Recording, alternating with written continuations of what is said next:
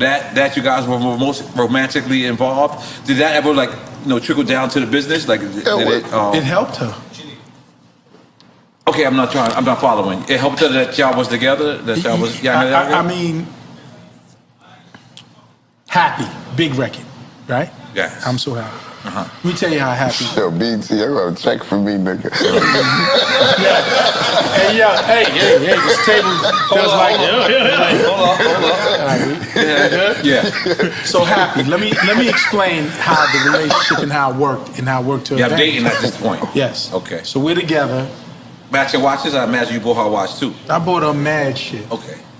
Birkins, all that. All right. I bought. She gained. Go ahead. I don't know about none of this. I just know. Okay. So you Switzerland. Stay out of it. I'm Switzerland. There you go. We just finished sleeping together or whatever. Okay. The shower.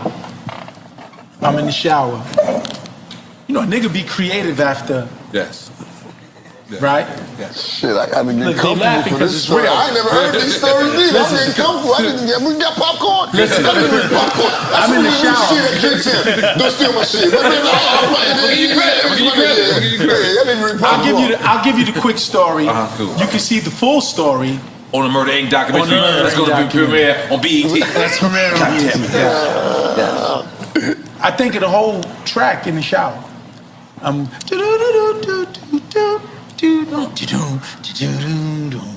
I get out the shower, I call my nigga Chink.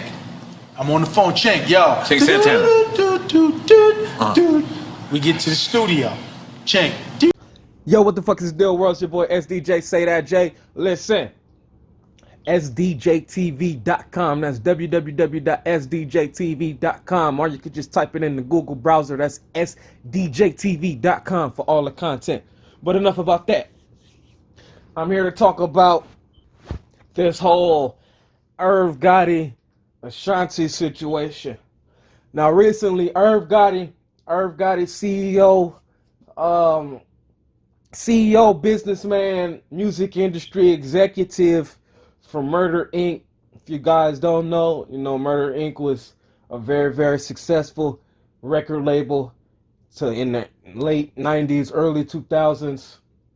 Ja Rule was really the main headliner, but they had a couple acts that, was very successful under that label.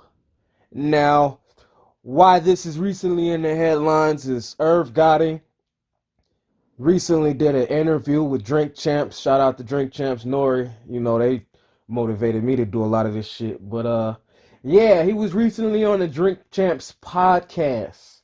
And he made some statements, which I played in the beginning of this video, basically saying how he inspired one of Ashanti's songs, After Sex.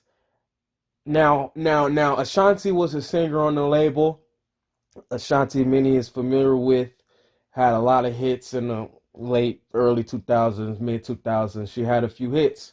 Now, the reason that this is headlining is because it was kind of classless to the masses of IRV Gotti speaking on, sexual dealings with someone who considered to be one of his ex-employees. I would think, because IRV Gotti was, one of the main people in the label. He was higher up in the label. So Ashanti, I'm pretty sure, work with IRV Gotti at a point in time. Either he was her boss or co-worker. Either way it goes.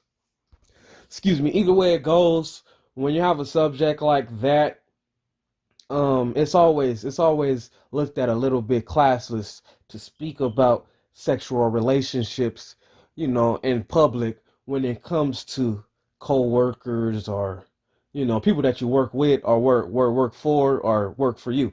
Now, with that being said, I do feel like